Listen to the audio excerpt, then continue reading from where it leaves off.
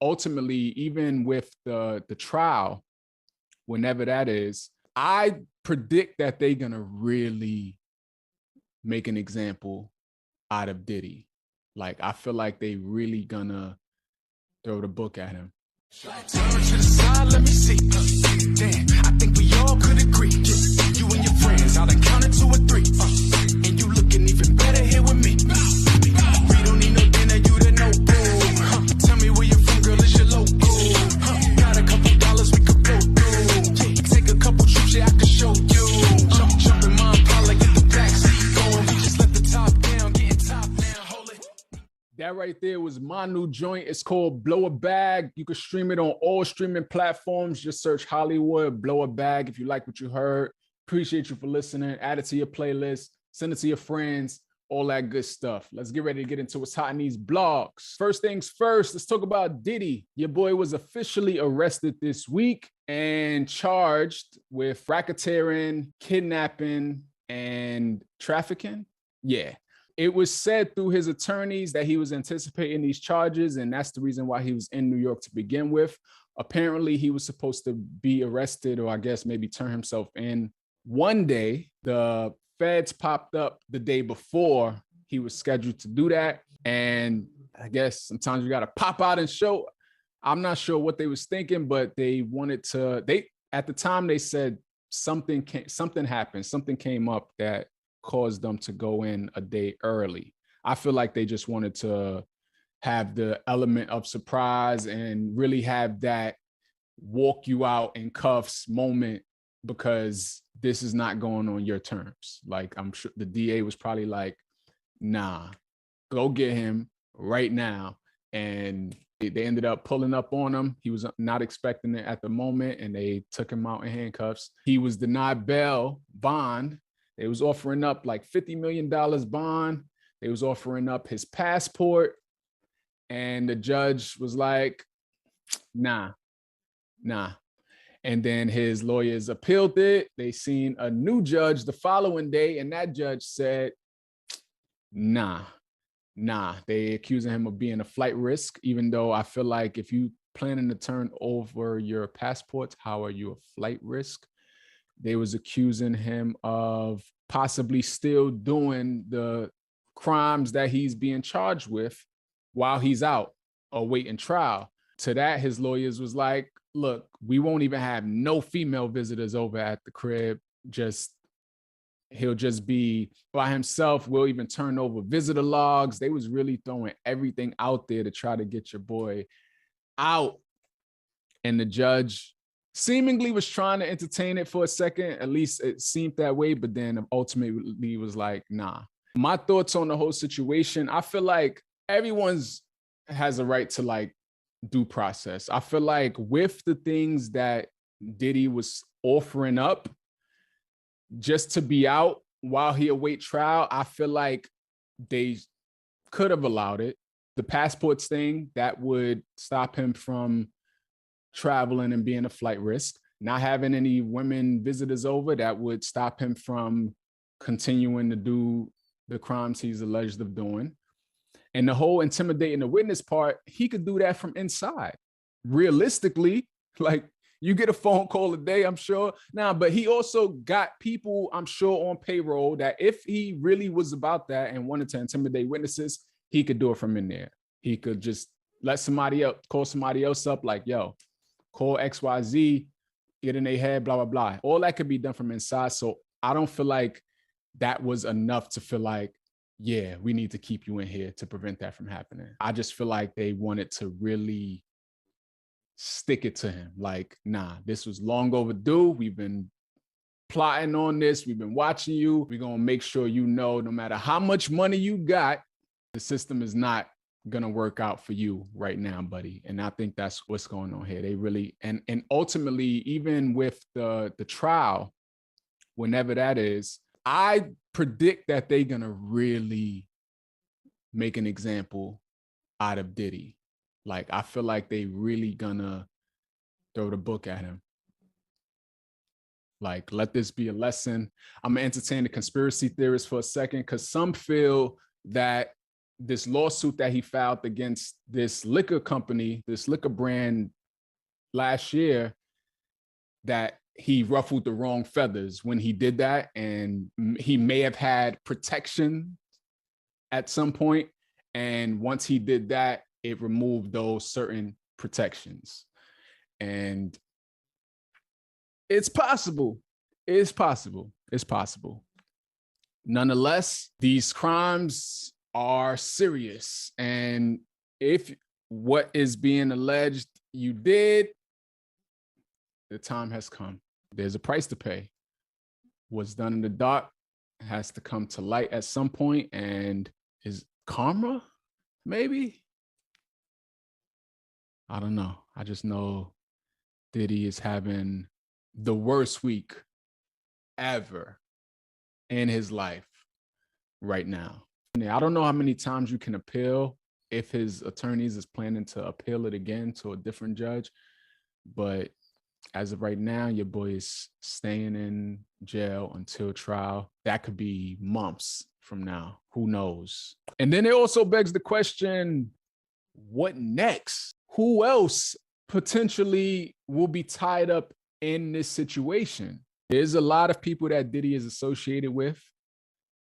There's a lot of people who may have participated in these antics, these alleged antics that has gone on. I don't know. I think it's going to be a lot of shocking moments to come when people start singing. To think just last year, your boy got the key to the city in New York. And then just 1 year later, his world comes crashing down. Another thing too, real quick, before I move on to what else is hot in these blogs, when I think about how this all began for us in the public was the Cassie lawsuit. And to think that it was said that Cassie reached out to Diddy requesting money. I forget how much money it was said that she was requesting, or I'm going to put out this book. There was this alleged book, and Diddy apparently turned it down. And then all of a sudden the lawsuit came about. And then we all know he settled this lawsuit within 24, 48 hours. But it was like the damage was already done, right? It was a little too late. He might as well would have kept that 30 million or whatever he gave Cassie in his pocket, because all of this still came crashing down as a result of that. And Cassie is $30 million richer. She is a true victor in this situation. She had to go through a lot, and she deserves that compensation. But to be Diddy, I might as well keep my money. I'm still in jail right now a year later, because I'm sure him paying Cassie off, settling that lawsuit, in his mind was, hopefully this goes away, right? It was like to silence the whole situation, to not let it go any further. And the ceiling was cracked already. And now look, $30 million. Yikes. Probably could have used that and offered up $80 million bond to get out. Nah. Last thing though, regarding Diddy real quick, I learned today that there's a new documentary on the way from the producers of Quiet on Set. That was a documentary that just went viral a few months ago that was exposing, I believe it was Nickelodeon, and the things that was going on behind the scenes with some of the child stars from some of those series. Those producers are working on a new documentary surrounding Diddy. Investigation Discovery, they teamed up with this other production company, Maxine Productions, for a special on Diddy. It's going to chronicle his ascent, his influence, the current allegations. The docuseries promises to be a raw and unvarnished deep dive into how his empire has come undone.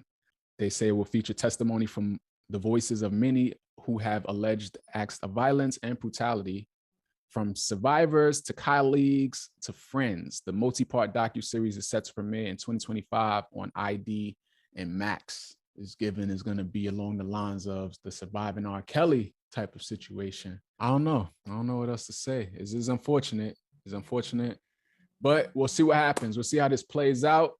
And when the trial date is set and all of that, yeah, Let's move on. Janet Jackson is hot in the blogs this week for some comments she made in The Guardian. It's a publication. She was doing an interview where she spoke on Kamala Harris' identity and her not being Black, according to Janet Jackson, because of what she heard. It is kind of irresponsible, but Janet said when asked about, the excitement of being able to elect the first Black woman, etc., Janet said, well, you know what they supposedly said? She's not Black. That's what I heard, that she's Indian. Her father's white. That's what I was told. I mean, I haven't watched the news in a few days. I was told they discovered her father was white. And when I first read that, I'm like, that's a conversation you have in the kitchen, at the table, with your family and friends, like on some gossip-ish, like, you know what I heard? They say she not Black, not with an actual interview where people are gonna read this in the public. Like, I don't know if Janet was feeling a little tipsy that day or something. She was feeling real comfortable with this reporter and decided, yeah, this is what I'm gonna say. Super, super irresponsible, because for one, it's not true. Two, it's just not something you say in a formal interview, in a formal setting. You're repeating something that you heard. You didn't even like do your own independent research on it. Just that's what what they say. That's what I heard. And it's like, really? Especially when it's already been proven otherwise. It's like, so of course, Janet is receiving so much backlash right now on these internets. People are saying everything under the sun. I'm not even gonna read a lot of the things that people are saying about her, but just know the jokes are pouring in right now. Someone said she must watch Fox News or Newsmax. The interviewer was like, what? And had to school her. Someone else said Janet is pushing that senior age, 60s, just saying whatever, LOL. Yeah, I don't know what it is, but Ms. Jackson, because I'm nasty, you got to do better. You got to do better. And also, too, sidebar, even if Kamala Harris wasn't Black, what does that really matter? This whole thing is really a distraction. If Kamala was completely Indian, her mom and her dad was Indian, what does that really matter? Does that mean she doesn't deserve to be the president of the United States? Does that mean Trump should win because Kamala's not Black? It's irrelevant to the whole situation. Kamala isn't running on her Blackness. She's running because she's the most qualified candidate who was put in a position to run. Why are we talking about whether she's Black or not? Like, it's ridiculous. Started by 45, of course. And people just like, just distracted. I watched this interview last night of a woman, and she was speaking about people being distracted online with, or just being caught up on one segment of something, and that's all the chatter. And she's like, come on, class, wake up, pay attention. Why are we talking about this? That's how I feel right now. Like, wake up, pay attention, class. This is not important at all. Kamala, whether she's Black or not, like, but yeah, that's that. Let's move on. What else is hot in these blogs? Chingy was scheduled to perform at this conservative LGBTQ plus rally. Yeah, those two usually go together, conservatives and LGBTQ plus, but I guess they're pandering for votes right now, and they are trying to just get votes any way they can. So they were putting on this rally, and they hired Chingy to perform, and Chingy was receiving backlash behind it. And when I first read that, I'm like, he probably should have checked in with Chrisette Michele, because your girl seemingly still hasn't recovered since she performed at Trump's inauguration, I believe it was.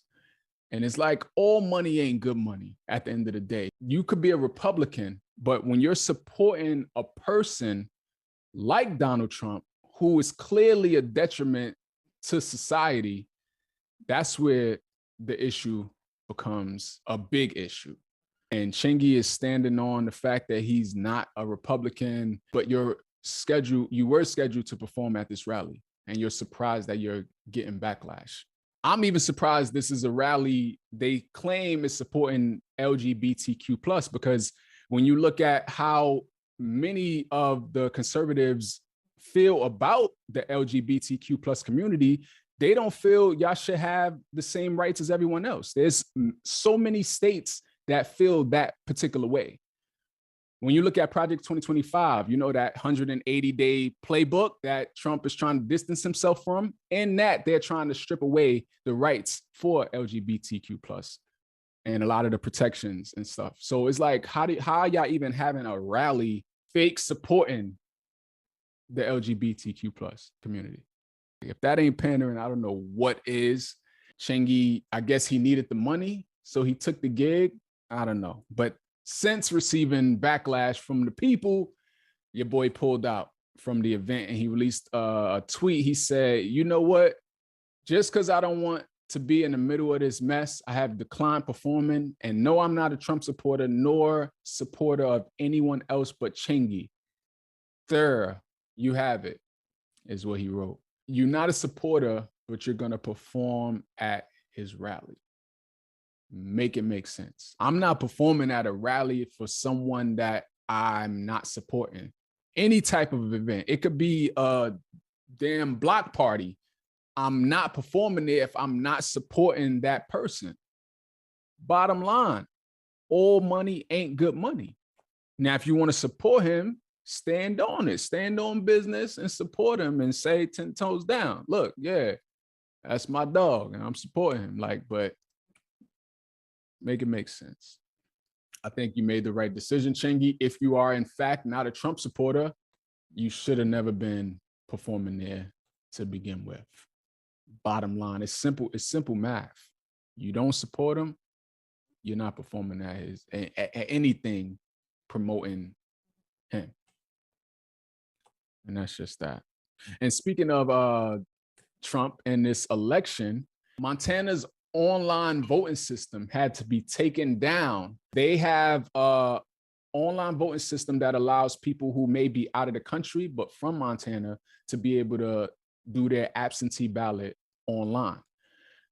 And one guy blew the whistle on this because he opened up his ballot and he noticed that Kamala Harris' name wasn't on the ballot in Montana. It was only Trump and Robert Kennedy Jr., which was surprising to me because I thought he was taking his name off the ballots, but those are the only two names that were on the ballot. So he made it known, made it public. It went viral. Montana had to take the online voting thing down. I'm guessing they're going to correct it and redo it, but it's like voter suppression is a big threat. And it seems like they're starting already with this. You got Russia, you got hackers, you got all of these people trying to do everything in their power to cheat this election and suppress votes. And here we have it in black and white.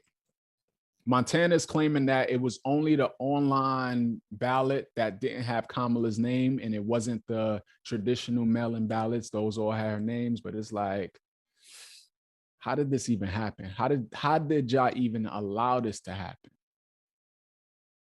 Was it truly an oversight or was it intentional?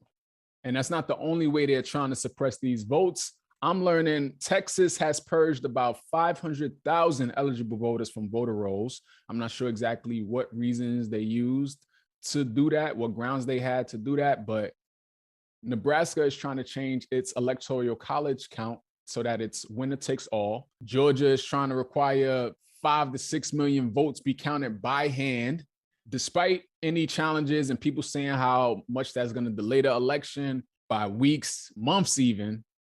Red states have closed more than 10,000 polling locations in Black and Latino neighborhoods. These are all ploys to try and cheat and steal this election. We got to get on top of it. Can't allow it to happen. So let this be a lesson for you right now. Even if you think you're registered, go to vote.org and check and make sure that you're still registered. Because if you're in one of these states that's trying to pull a okie doke, they may have pulled your name from the rolls and you don't even know it.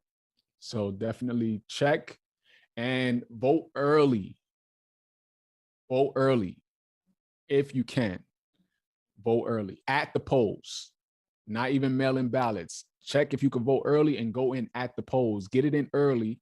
That way you could get ahead of any of this BS and suppressing nonsense. Yeah. Make sure you get your vote in. Don't let nobody try to stop you. And let's get this election done right. I think that is going to conclude what's hot in the blogs for this week. Thank you for watching. If you rock with your boy, be sure to like this video and subscribe to the channel. Also, it's called Holliewood and Friends, which means I want to hear from you. Let me know in the comments your thoughts on the topics I just discussed. I appreciate you. New episodes every Monday night. Until next time, deuces.